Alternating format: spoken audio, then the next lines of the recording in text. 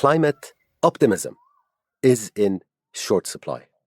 So this is a podcast about some big reasons to be optimistic that we are pushing back against global warming. I put this podcast together because climate anxiety is real. And what that means is that distress related to worries about climate impacts is widespread around the world. People feel powerless in the face of a crisis of epic proportion, manifesting itself through biblical floods, epic droughts, powerful heat waves, and cascading consequences on our daily lives and our livelihoods. I'm not sure if you've noticed, but so far, this is the decade of words such as since records began, or for the first time in human history, or millions affected, or breaking multiple records, or has no parallel in recorded history. And of course, the word of the decade, unprecedented. And that's even more reasons to focus on why we can be optimistic about the future, at least in a relative sense. In other words, it could have been worse, and warming of 2 degrees, for example, above pre-industrial levels is a lot better than warming of 2.5 degrees above pre-industrial levels. Yes, some warming is most definitely baked in, probably at least 2 degrees over pre-industrial levels, and that is a disaster. But the judgment is still out there on where we will end up, and you and me and everyone can do something about it. Welcome to episode 65 of the Angry Clean Energy Guy podcast with me, Asad Razouk. I am so happy you're here. Thank you.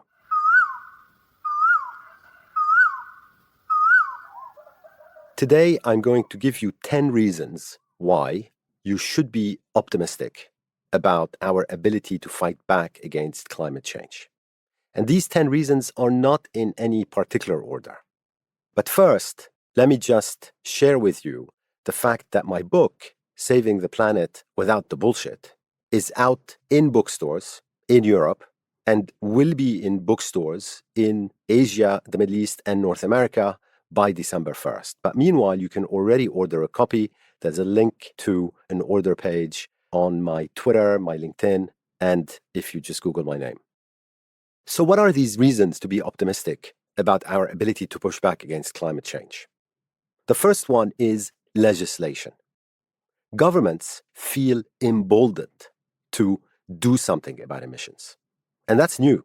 Take, for example, 2 major countries that until very recently didn't do much about climate change.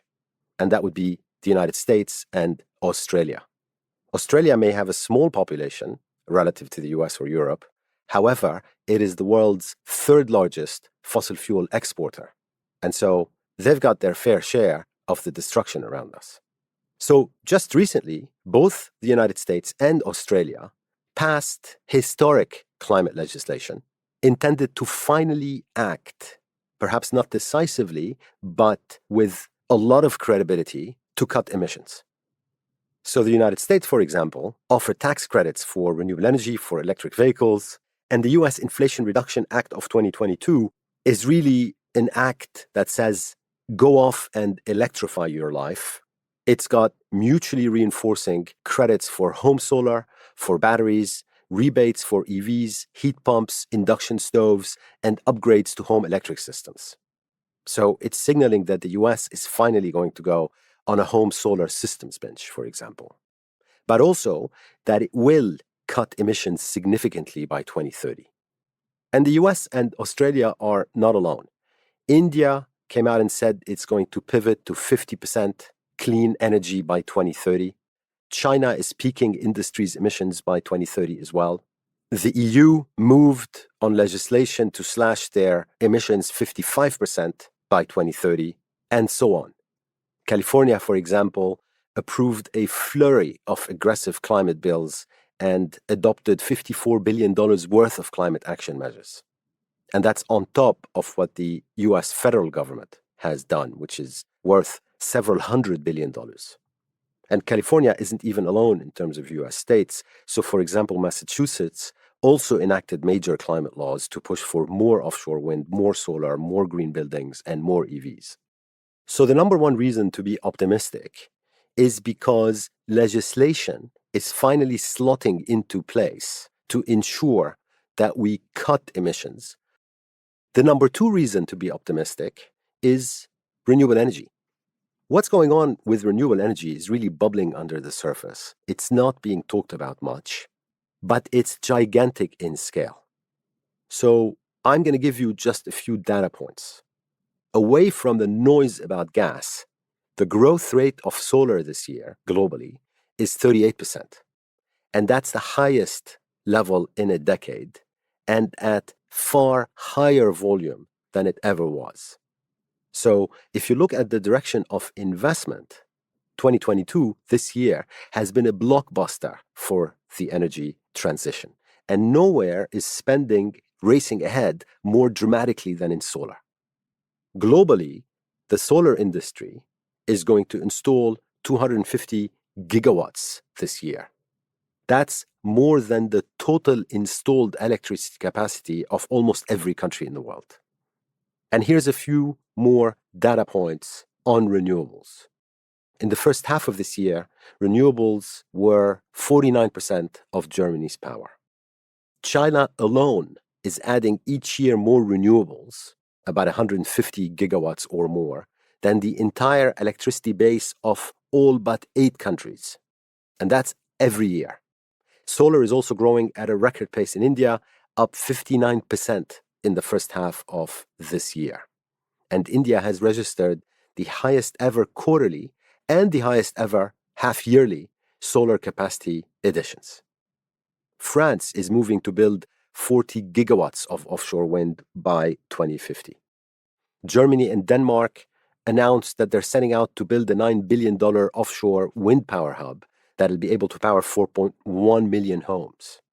I mean, that's what the EU should have done 5-10 years ago, but at least they're doing it now. And there's a revolution underway in the UK where 42 offshore wind farms are already operational and another 93 are in development to provide 95 gigawatts of power in that country. And just to put that British number into perspective, that is more from offshore wind than the UK's entire current electricity capacity from all sources. And these numbers have real consequences in real life. Solar power, for example, alone saved Europe at least 30 billion euros just this summer. Why? By cutting down its use of expensive fossil fuels. So imagine how much more could have been saved in cash, but also in health costs, had Europe not wasted a decade staying addicted to gas. So here is hoping the wasting of money and lives is over in Europe, or at least over soon. And on the cost side, the numbers are jaw-dropping. So for example, back to the UK, there's 11 gigawatts in UK renewables coming online over the next 5 years. And these are delivering electricity at 11% of the cost of running gas power. They're 9 times cheaper and should be saving people billions. And this is the case across most countries and should be widely reported, except it isn't yet, at least not to my satisfaction. And I want to leave you with one last thought when talking about renewables. Did you know that golf courses take up more space than solar in the UK, in the United States, in Japan, in Canada, in Australia, in Germany? I mean, Japan alone has 3,169 golf courses. Canada has 2,600. The United States has 16,700. Korea has 800, and so on. That's insane. But let's move on to the number 3 reason to be optimistic, and that is solar polysilicon. Solar polysilicon is the semiconductor from which photovoltaic panels are made. It turns out that we have already in motion the manufacturing capacity to build 940 gigawatts of solar panels every year. That's compared to what we are adding this year, for example, which is 250 gigawatts. So we already have the planned manufacturing capacity to deliver 4 times more solar than what we're doing currently per year. And that is highly meaningful because the International Energy Agency last year worked out that what we need to do to get to net zero by 2050 is to install 630 gigawatts of renewables per year, roughly. The fact that we already have the manufacturing capacity in place, or soon in place by 2025, to deliver that number is therefore highly meaningful.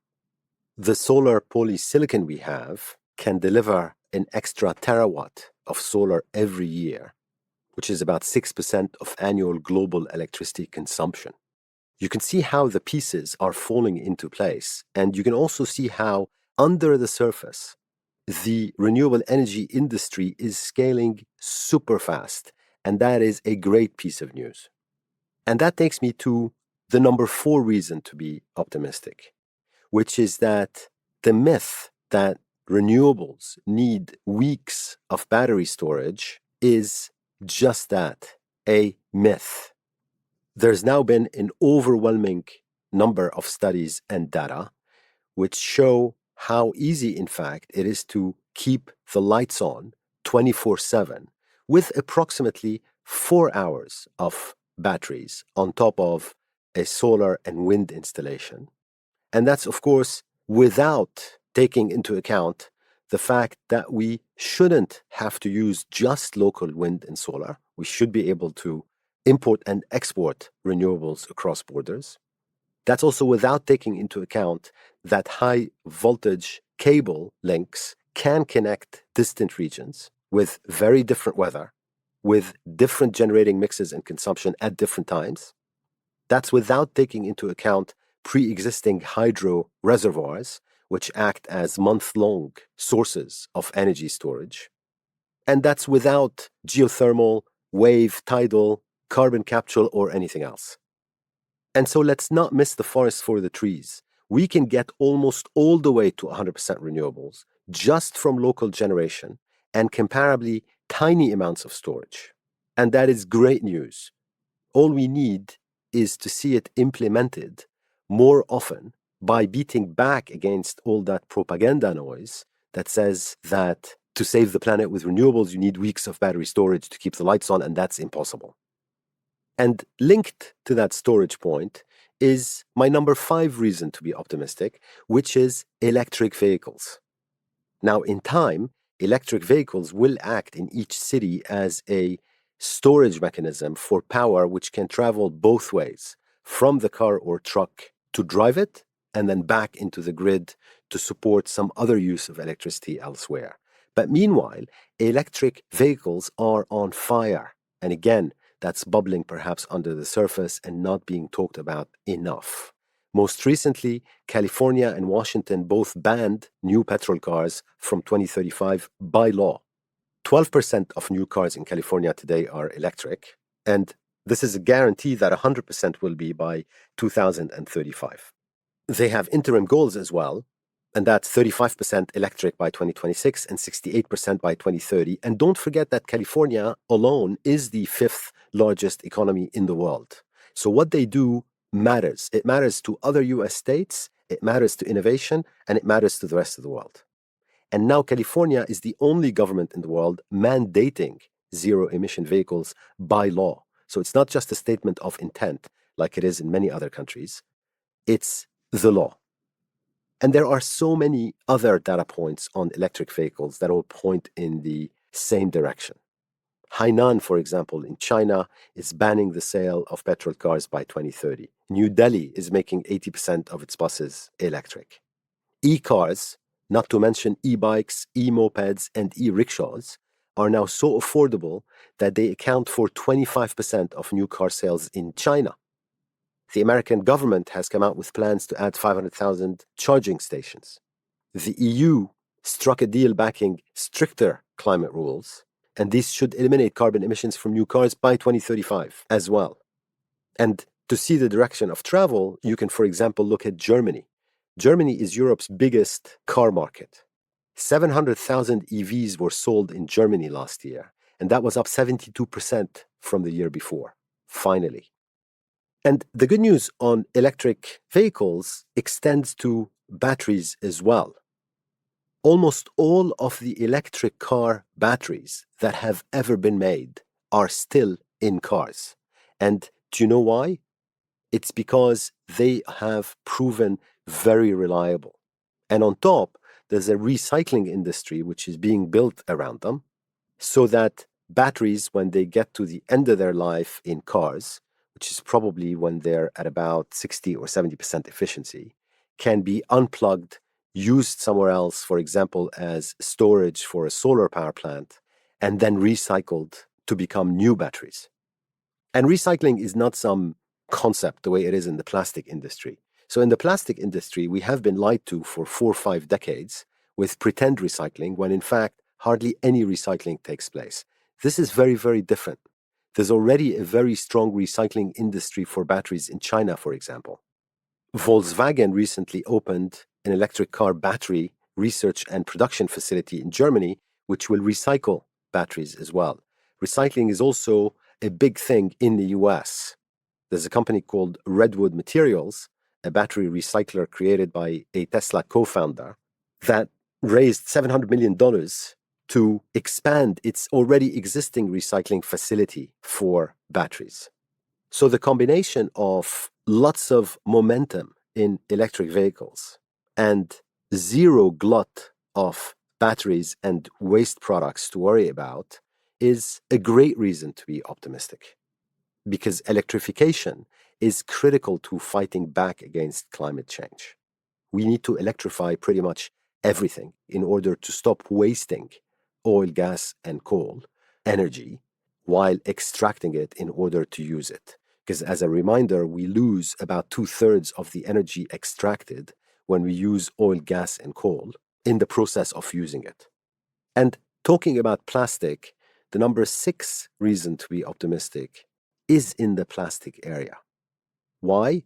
Could I just start by saying that we eat, we drink, we breathe plastic because it's a waste product of the oil and gas industry, and because of the obscene money that's been made available to petrochemical companies to manufacture a lot more of it insanely cheaply and without any requirement to recycle any of it.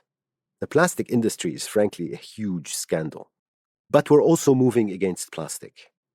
Back to California, again, California enacted a law requiring plastic cuts. Again, it's first in the world.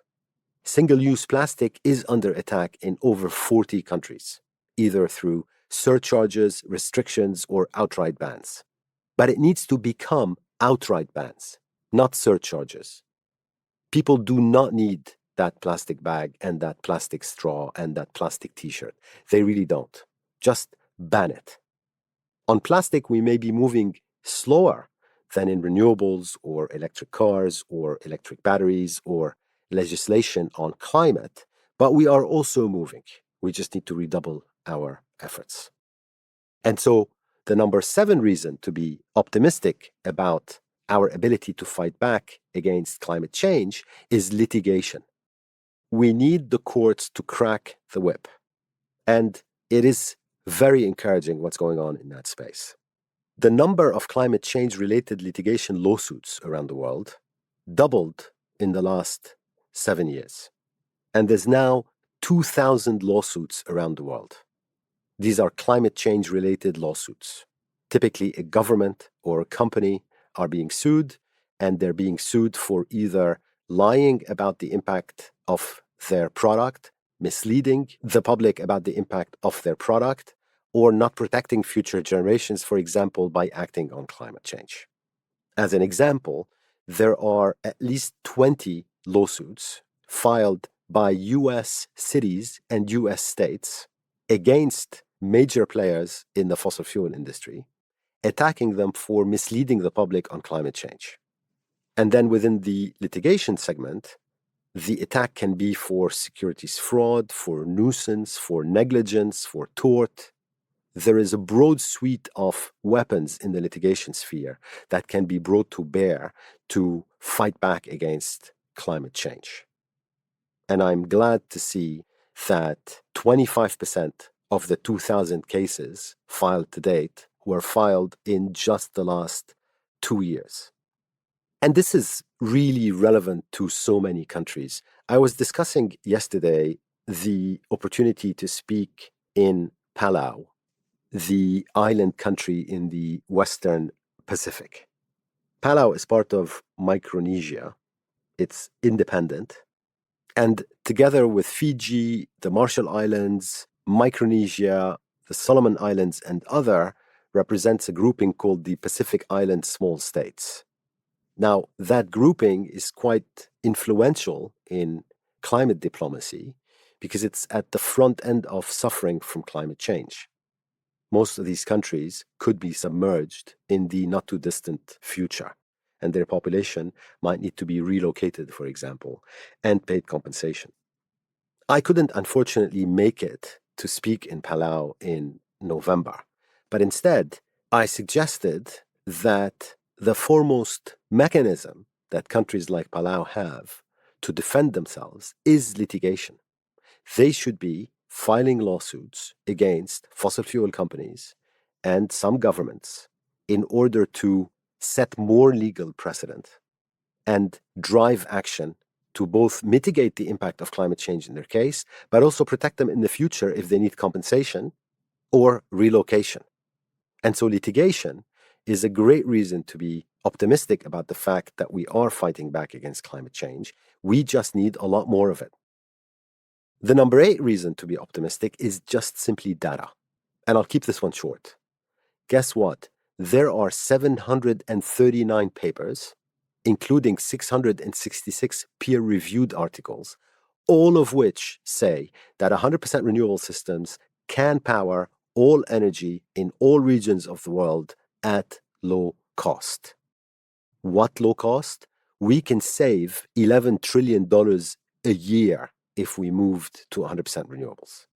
That word is getting out despite the fog of confusion and propaganda that is propagated by the oil, gas, and coal industry and their stooges. 739 scientific papers now have established a very strong intellectual base for no longer attacking the argument that it cannot be done. It can be done, and it has been exhaustively studied. And as I said before in this podcast, bubbling under the surface, it's already happening. And that is a great reason to be optimistic. Number 9 reason is a bit out of left field, but it's nuclear fusion. And I'm optimistic because money is finally going, in terms of the nuclear industry at least, where it should. There is now about $5 billion invested in nuclear fusion technology. And the money that went in this year alone, 2022, is twice the total funding of that industry to date. And nuclear fusion is important not because it's going to necessarily happen tomorrow or even in 5 years, but it's important because it does solve permanently our energy problems. And let me just explain. The way nuclear fusion differs from nuclear fission, which is what powers today's nuclear plants, is that fission, what we currently do, takes big unstable atoms and splits them, with all the potential issues that come with that. Whereas fusion takes small atoms and combines them to forge larger ones. Think about a star being formed, for example. And fusion is the entire universe power source because it's what causes the sun and stars to shine, for example. And the beautiful thing about it is it doesn't produce CO2 or radioactive waste. And the fuel it needs is plentiful. It also takes no space whatsoever. Theoretically, 2 nuclear reactors running on small pellets could power the entire planet safely and cleanly. Now, unfortunately, every fusion experiment to date has been energy negative, which means that it's used more energy than it gave. Therefore, it's been useless. However, we are getting closer to building a nuclear reactor that will produce more energy than it consumes, and the target date is 2035. One of the most promising efforts in that space is in a little town called Saint-Paul-les-Durance in France, where the International Thermonuclear Experimental Reactor is based, and that's the world's largest fusion reaction facility. That particular reactor will cost $24 billion and should be done by 2035. So let's see. But the most recent reason to be optimistic about fusion is one, the amount of money going into it has finally become somewhat meaningful. And then two, scientists have now successfully developed a new superconducting material, which basically allows them to build smaller and more powerful magnets. And what this means in turn is you need less energy to get the fusion reaction off the ground. So watch that space, but take a breather. It could be another 15 years before we see a result, but if we do, it would have been super worthwhile. And the final reason to be optimistic is that I noticed that the pace of negative comments on LinkedIn and Twitter from oil, gas, and coal stooges and bots, lots and lots of bots, picked up significantly this year. So if you look at my posts and then you look at the comments below them, the number of negative comments from people with strange profiles or strange names or no followers has picked up. And to me, that's a great indicator that the oil and gas industry is worried, that fossil fuel stooges are worried. And that's why their bots are out in force. And that's great. Why are they worried? This acceleration that I was talking about of climate legislation and renewable energy in Europe, in China, in India, in the United States has a Hoover or Dyson, if you prefer, vacuum aspect to it. For example, when I was in South Korea recently, the South Koreans were anxious to build renewables faster, not because they necessarily wanted to, but because their industry was worried about its ability to sell into international markets, which won't want very soon products fueled by fossil fuels. And the oil and gas industry is also worried because not only does this legislation have a Dyson vacuum aspect to it, but also, as I regularly see in the executive recruitment area, many of their people aren't happy to work there anymore, even if most stay because they're large pay packages. They want their employers to do the right thing and move to decarbonize their businesses. And that is particularly true as you go down the age pyramid in oil, gas, coal, oil trading, car companies, and the like. And so they are listening to the talent and they are seeing the future.